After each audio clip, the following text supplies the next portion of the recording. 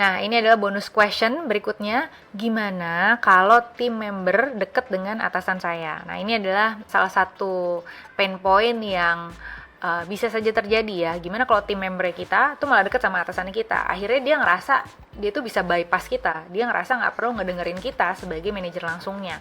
Nah, apa yang harus kita lakukan? Jadi, dalam menghadapi politik ordal gitu atau orang dalam, hindari menyikapi skenario ini dengan emosi ya. Jangan kebawa emosi teman-teman, misalnya langsung ngelabrak karyawan tersebut atau malah komplain ke atasan, itu jangan ya teman-teman. Ada strateginya. Nomor 1, strategi paper trail ya. Jangan pernah memberikan instruksi kritis kepada orang secara lisan aja.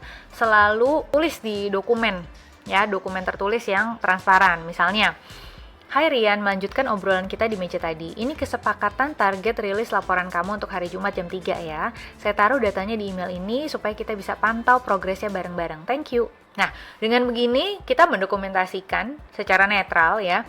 Dan orang-orang juga bisa lihat gitu secara transparan. Jadi kita nggak langsung komplain sama orangnya, takutnya kita jadi kebawa emosi gitu. Tapi kita dokumentasikan ya, supaya yang bersangkutan juga malu kalau dia nggak ngerjain.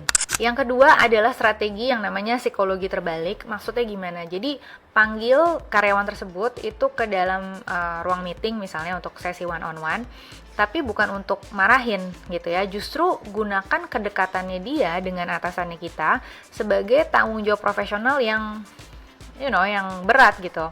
Misalnya nih, Rian, saya tahu kamu punya hubungan dekat dan sering diskusi langsung dengan Pak Galih. Saya menghargai hal itu karena artinya kamu punya perspektif bagus tentang arah perusahaan. Tapi karena kamu dekat dengan Pak Galih, standar kerja dan kedisiplinan kamu di tim ini otomatis jadi sorotan bagi anak-anak yang lain. Kalau misalnya kamu meleset dari deadline atau nggak ngikutin proses tim, anak-anak juga akan punya persepsi lain. Nah, sebagai manajer, tugas saya adalah menjaga agar performa kamu di tim ini tetap berjalan dengan baik, terutama di mata Pak Galih.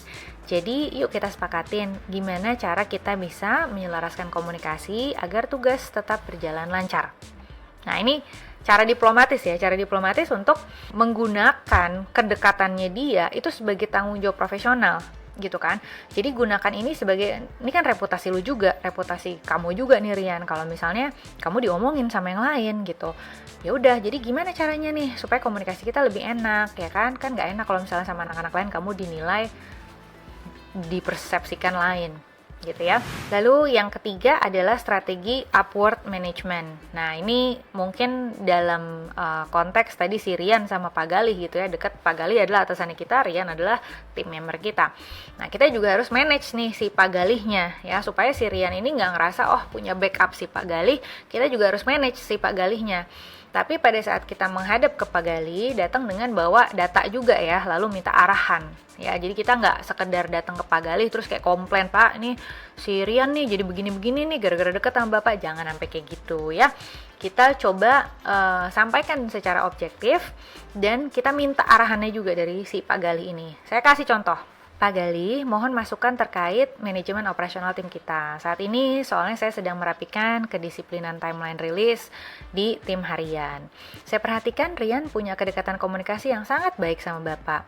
Tapi di level operasional harian ada beberapa instruksi dan deadline tim dari saya yang sempat kelewat oleh Rian gitu ya. Akhirnya berdampak juga sama output anak-anak lain. Saya memastikan pemahaman aja nih Pak, kalau kedepannya ada pelanggaran deadline lagi dari Rian, apakah instruksi perbaikan dari saya itu udah selaras dengan standarnya Pak Galih yang Pak Galih harapkan untuk tim ini? Nah, kalau ditanya seperti itu kan pasti Pak Galih bilang, oh ya udah nggak apa-apa, kamu tegur aja Riannya, gitu kan? Nah, dengan cara seperti itu kita juga dapat backup dari Pak Galih bahwa satu, kita raise awareness atau mengeskalasi problem yang sedang dihadapi, memberitahu Pak Galih bahwa oh behaviornya si Rian ini berpengaruh buruk terhadap tim karena mempengaruhi output dari anak-anak yang lain. Boleh nggak Pak, kalau misalnya saya tegur, kita udah selaras nggak nih Pak? Gitu ya. Nah, jadi ini adalah cara diplomatis untuk mendapatkan backup juga dari Pak Galih supaya Pak Galih aware tentang behaviornya Rian dan Pak Galih mengendorse kita untuk memberikan teguran kepada Rian. Oke, jadi kalau misalnya kita bisa summarize atau kita rangkum, golden rules-nya adalah seorang manajer itu memang dinilai dari performa tim ya. Jadi kalau misalkan karyawan atau tim member kita tetap rebel setelah kita melakukan 3 strategi yang udah dibahas sebelumnya, maka sebenarnya kita bisa mengajukan sanksi formal seperti PIP ya, Performance Improvement Plan, asalkan dokumentasi pelanggarannya tuh jelas. Meskipun kita bisa berdiplomasi, tapi tetap aja performa kita sebagai manajer diukur dari kinerja tim juga. Kita harus tahu bahwa akan menjadi tanggung jawab kita untuk correcting the course gitu ya. Dan kalau cara diplomasi kita itu orang ada hasilnya kepada tim member yang rebel, kita boleh minta support system juga dari HRD ya kan. Konsultasikan bagaimana caranya kita melakukan PIP misalnya.